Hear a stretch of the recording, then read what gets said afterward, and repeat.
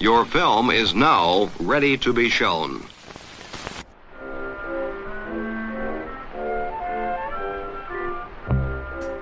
Good morning. I'm Justin Hendricks, editor of Tech Policy Press, a nonprofit media venture intended to provoke new ideas, debate, and discussion at the intersection of technology and democracy. Chaos is a word that appeared in multiple news reports to characterize recent events surrounding the firing and subsequent rehiring of OpenAI founder and CEO Sam Altman. It remains unclear exactly why the board of the company chose to dismiss Altman, beyond that he was allegedly, quote, not consistently candid in his communications.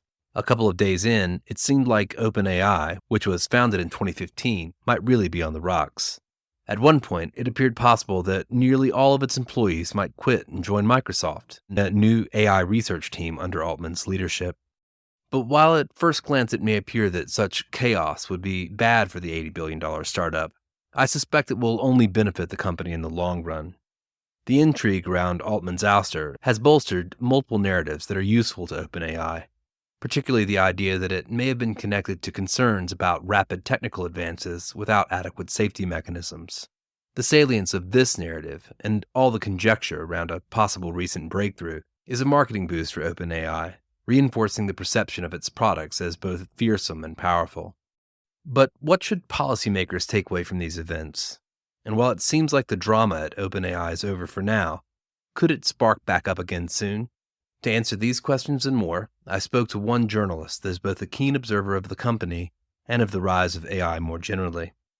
My name is Karen Howe. I am a contributing writer for The Atlantic, and I am working on a book about OpenAI, the AI industry, and its impacts on the world. Karen, we'll look forward to when that book comes out, and so pleased to have you bring your expertise, perhaps a little earlier, some of the reporting and the ideas I'm sure that you're going to explore in the book you've had to bring into the public domain in the last couple of days as you reported on this story around OpenAI for The Atlantic. Last time I had you on this podcast was just before Thanksgiving in 2021. Maybe before we jump in, let's just talk about your trajectory since then. You left MIT Technology Review, stint at the Wall Street Journal, now at The Atlantic, and the book.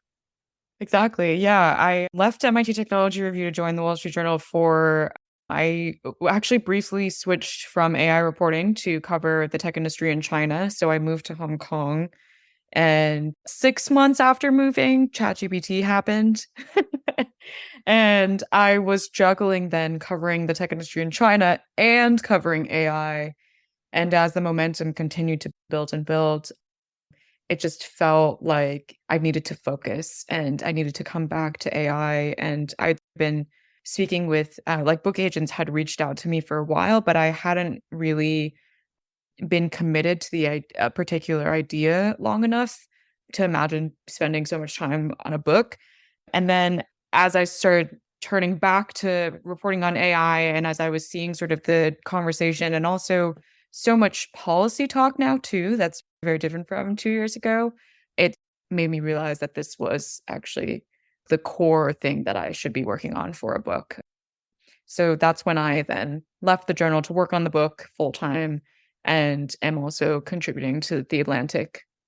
Well, perhaps that moment when ChatGPT launched obviously pushed you in a different direction is also central to your most recent report, Inside the Chaos at OpenAI. You say that the kind of weekend of drama that we've seen or perhaps conclude as of this recording on Wednesday afternoon, November the 22nd, started a year ago with the release of ChatGPT.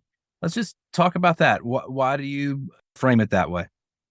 So we think there's always been drama at the company, but it wasn't as relevant and as high stakes as before when ChatGPT hadn't happened yet, because then OpenAI was not as much in the kind of public domain and people weren't thinking about it as much. Policymakers were not thinking about it, barely thinking about it.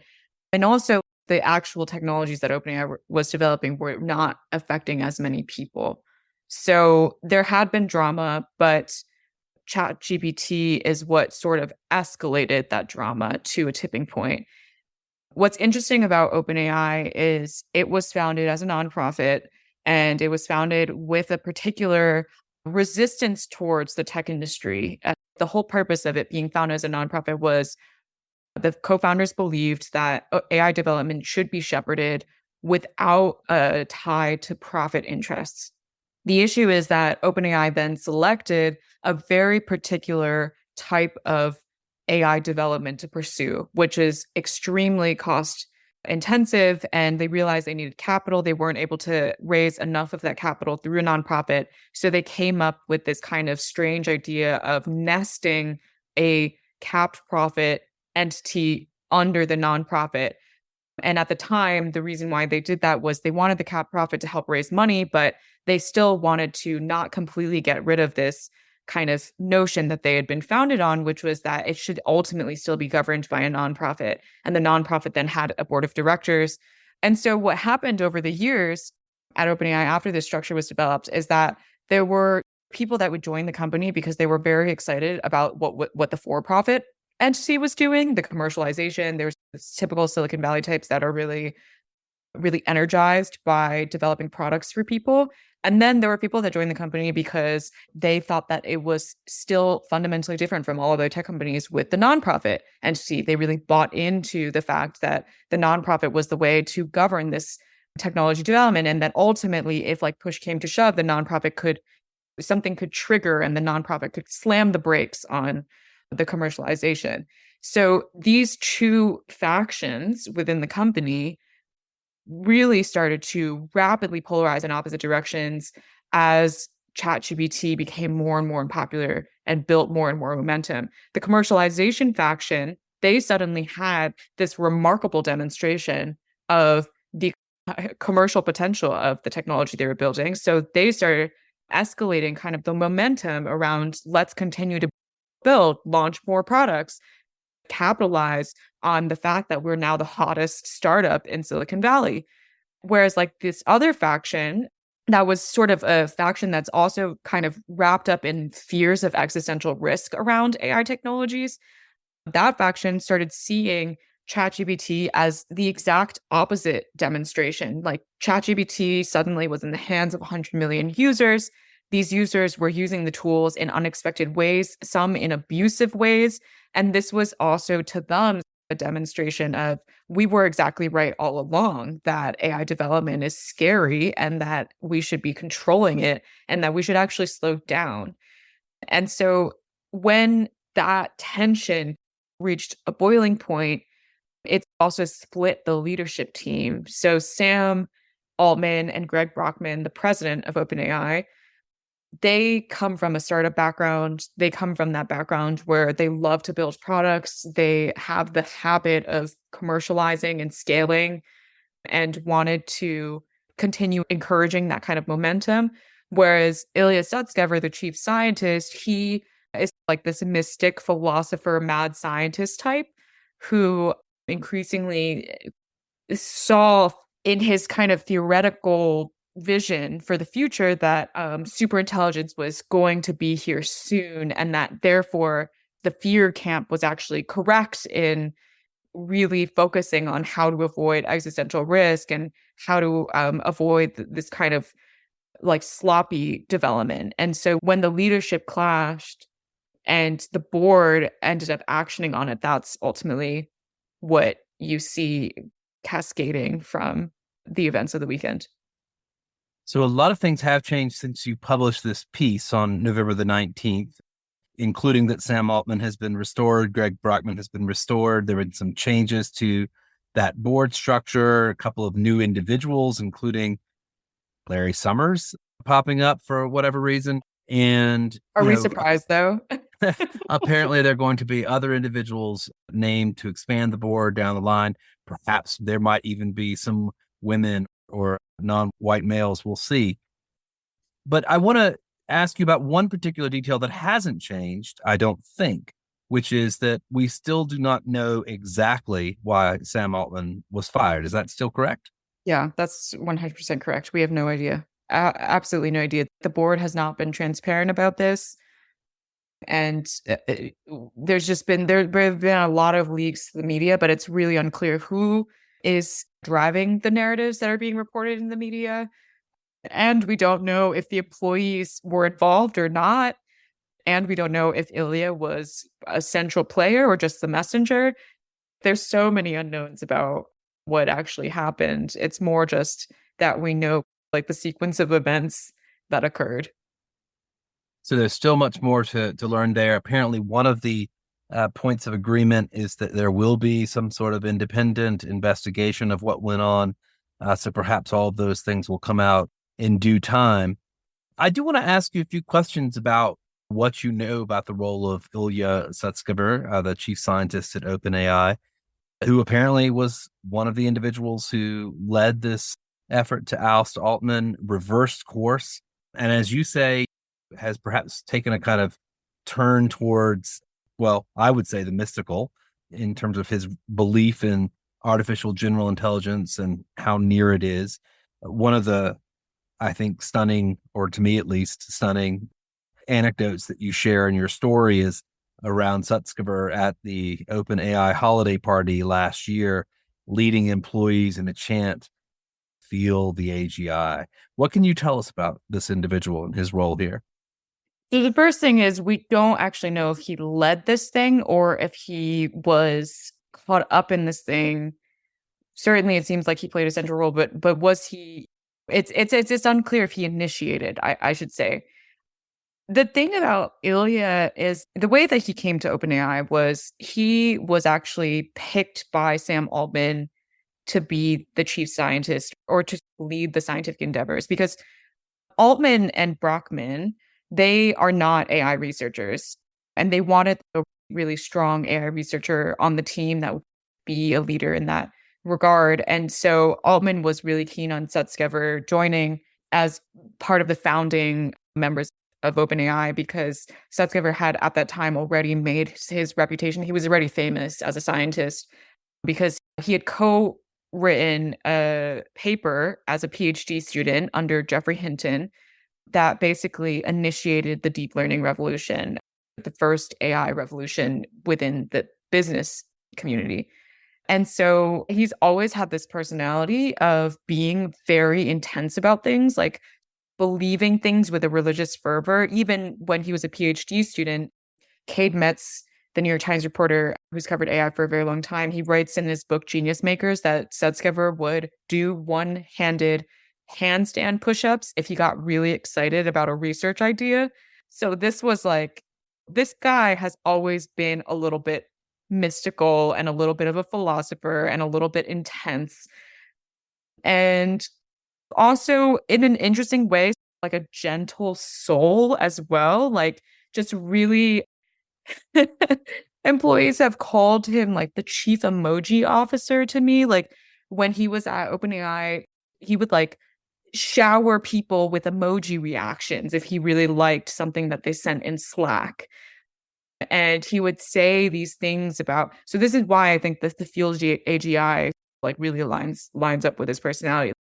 He would always say, we need to remember that we're building a human loving super intelligence. Like it will love us. We will love it. And like, that's ultimately what's going to bring us to, I guess, like nirvana as humanity.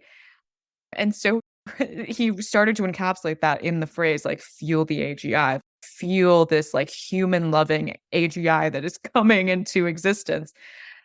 And I think there's an added element to this is, of course, all of these three people, like the main characters of the weekend, they're all multimillionaires. So I think employees have also pointed this out to me as like an important thing to remember because multimillionaires, they behave differently in society because they don't operate with the same incentives or the same kind of like social protocol as like us plebes. So I think the fact that he's like really rich and the fact that he was with ChatGPT at the height of on top of like everyone at OpenAI was feeling like they were on top of the world in a sense, it just amplified a lot of his like natural kind of spiritual mystic tendencies to be a little bit more to some outlandish. So he's not the only one there who, of course, believes in imminent machines of love and grace walking the earth. Sam Altman's also talked about these ideas around abundance in the near term and artificial intelligence, of course, solving humanity's problems and perhaps solving climate change and poverty and any number of other issues we might face. Mhm. Yeah, it's easy to only focus on the individuals in this. One thing I did quite like about your piece on this with Charlie Warzel is that you focus on the kind of power dynamics. And I want to bring in one more individual, but maybe as a way to talk about the power dynamics, which is Satya Nadella on Yes. Microsoft. So let's talk about this individual who appears to have just been standing back in the background, observing this. Maybe we could think of him as the adult in the room or possibly operating at a different tier altogether. Of course, OpenAI, an $80 billion startup, Microsoft, a nearly $3 trillion tech behemoth. Yes. It's a really good point. I think Satya is like the hidden king in all of this. Satya, as I understand from speaking to people who have worked with him closely, is he's very strategic, he's very pragmatic, and he does play sort of a 4D chess game. When he initially invested in OpenAI, there was this question that came up that was like, why invest in an external AI research lab when Microsoft itself has had a long-standing AI research lab called MSR that has done very successful things and has already been is built into the company. And I think it's illustrative of maybe Satya's thinking that he did decide to do it. I think in part because, as I understand it, it was like, why not just bet on both? Bet on this external lab, also bet on an internal lab, and like just see which one ends up reaching a new paradigm that will help Microsoft commercialize off of that. OpenAI ended up getting there first, and then that you see like the deepening of the relationship, the $10 billion investment. OpenAI exclusively uses Microsoft's data centers, and Microsoft exclusively licenses OpenAI's technologies. And so Microsoft has an enormous amount riding on this relationship because it has shot up as a star and revived its image as a slow lumbering tech giant with kind of consumer products that no one really likes to use to this like powerhouse of a like B2B provider with their cloud computing service Azure. And a lot of the Microsoft marketing materials to clients is based on this idea of with you use Azure, you get access to OpenAI. And so I think for him, I can only imagine that he was sweating profusely to try and figure out some way to make sure that ultimately, whatever happened, he could ensure that this kind of a huge selling point that Microsoft has cultivated for itself can stay in some way. Which is why it makes so much sense that there was a point when Nadella offered a job to Altman and Brockman to run this kind of team inside. And you could see that Nadella and Altman were messaging on Twitter at certain points of this saga, like saying the Microsoft OpenAI partnership is still so important and we are going to do everything in our power to stabilize this relationship. It's messaging to the customers of Microsoft, messaging to the shareholders because Microsoft stock was like starting to tank.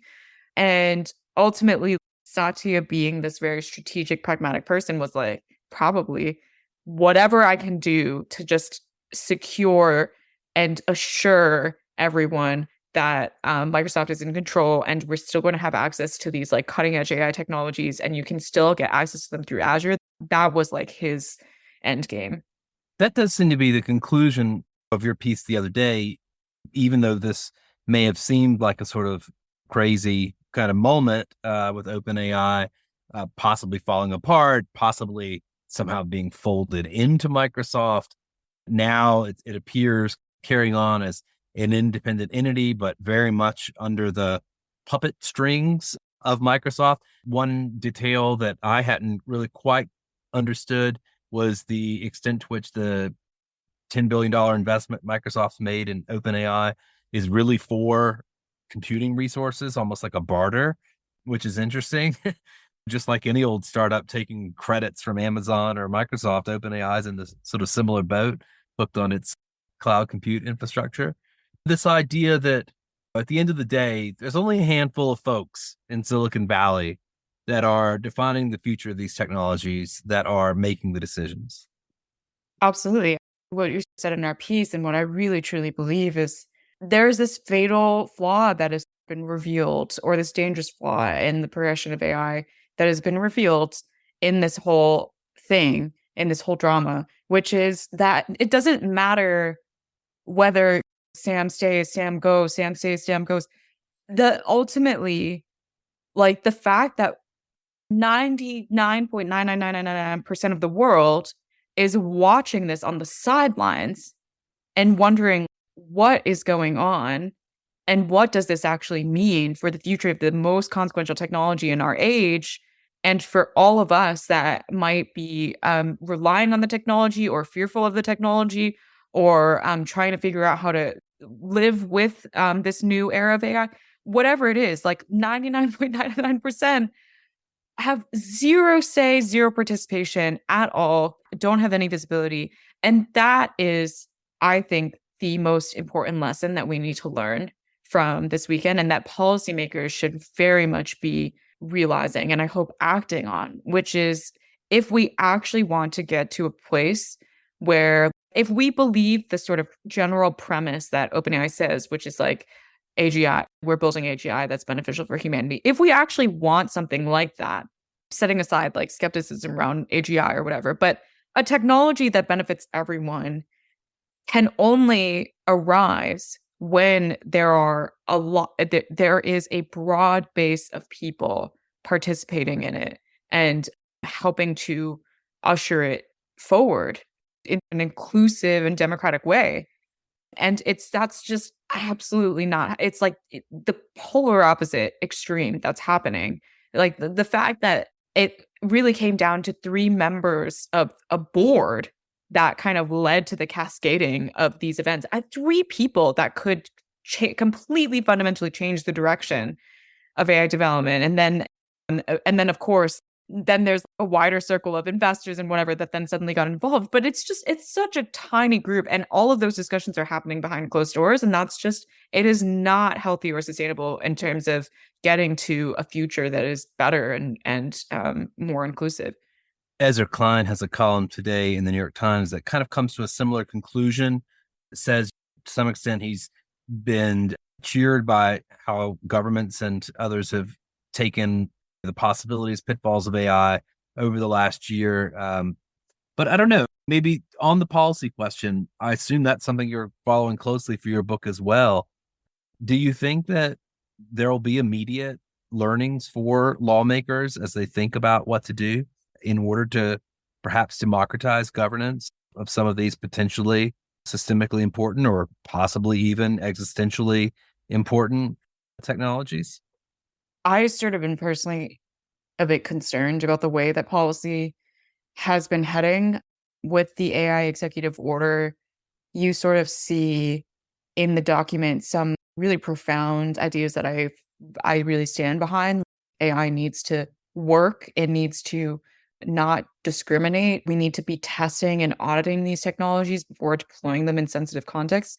And then on top of that, you see stapled on these really intense, like existential risk driven concerns and policy, like that is now written in the force of law. And I think that this kind of artifact kind of illustrates how much policymakers have been heavily leaning on some of the companies that are developing these technologies, and OpenAI in particular, to advise them on how to regulate these things. And that is not great. Of course, policymakers should be talking to these companies, but they should not be relying on them as much as I think they have based on the policy documents that we've been seeing coming out of these kind of processes, like consultation processes. And that's what this weekend shows us, is that we are already in a situation where no one's really participating other than the people at the companies and the most elite people at the companies. And if we're going to codify and entrench that power in policy, that is going to be hugely problematic moving forward. And I know that there are many people in government that are very actively trying to engage with a broader base of stakeholders, essentially. They're trying to talk to labor, they're trying to talk to civil society, they're trying to talk to small businesses that are not these AI firms. But one person that I was speaking to, I was in DC last week, one person mentioned sometimes with these conversations, we're definitely going to talk to the companies. And then it's okay, and then who else do we talk to?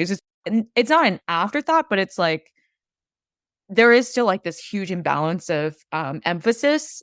There's no way that they're not going to talk to the companies, and then everyone else is, if we get to you, we get to you.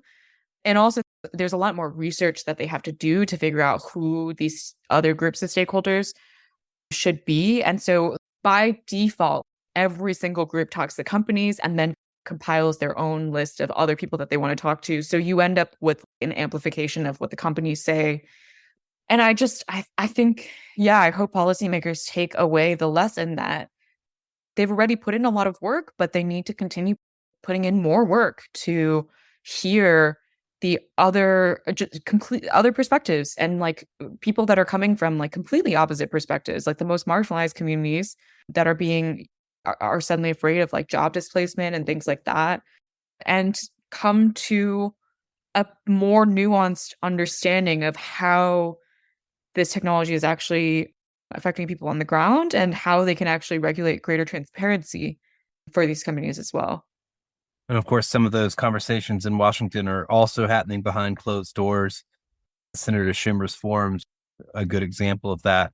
Well, let me ask you this. We're talking Wednesday. It's just before the holiday. I think it does appear that this OpenAI business is at least mostly sewn up. Perhaps the news cycle's not entirely over. Anything you're watching for in the next couple of days or in the next week or so that my listeners should be aware of? Any unanswered questions that you're looking to see what will happen to them? I'm looking for the seams to possibly burst again, to use the metaphor that you used. But the thing is, Sam has come back. He's re-entrenching his power by making sure that this new board is going to be tipped to his favor. But the employees, like these factions within the company, are still there. And I know that there are certain employees that are on the exact opposite ideological extreme as Sam's approach to commercialization that are still there. And I suspect that things could come to a head again, because in Silicon Valley, when you are employed by a company, your identity is very much attached to your professional life. It's not just you're an employee of a company and then you go home and you're someone else. You are dedicated. And it's even more so with OpenAI. And a lot of the people within OpenAI, they genuinely believe that they are developing like a civilizational shaping technology. And when you set the stakes that high, you will take drastic measures if you think that something is going wrong. So that's what I'm looking out for. I think that there could be more drama to come. These employees that disagree with Altman very strongly could take some drastic measures to try and re-scramble things again. I don't know. Whether or not it happens in like the next couple days, I can say for certain that it is going to happen. We're going to see more drama in the future. Whatever the time scale is, the more that this technology kind of increases its capabilities and is powerful, the more we'll start seeing a Game of Thrones style control over it. So I don't think this is the end of the story at all. It's just a temporary reprieve. Well, I should mention that your Proton account is listed on your Twitter and maybe other social media bios. So if individuals who may be, I don't know, extras even in this particular season of Game of Thrones would like to reach out, I'm sure they can do that.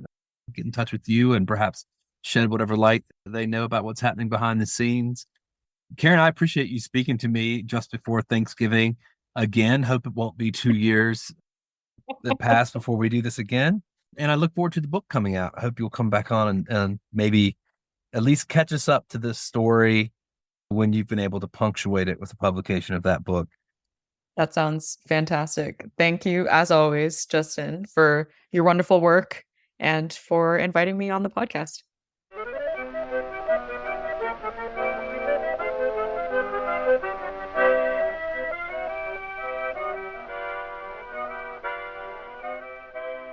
That's it for this episode. I hope you'll send your feedback. You can write to me at justin@techpolicy.press. Thanks to my co-founder, Brian Jones, and thank you for listening.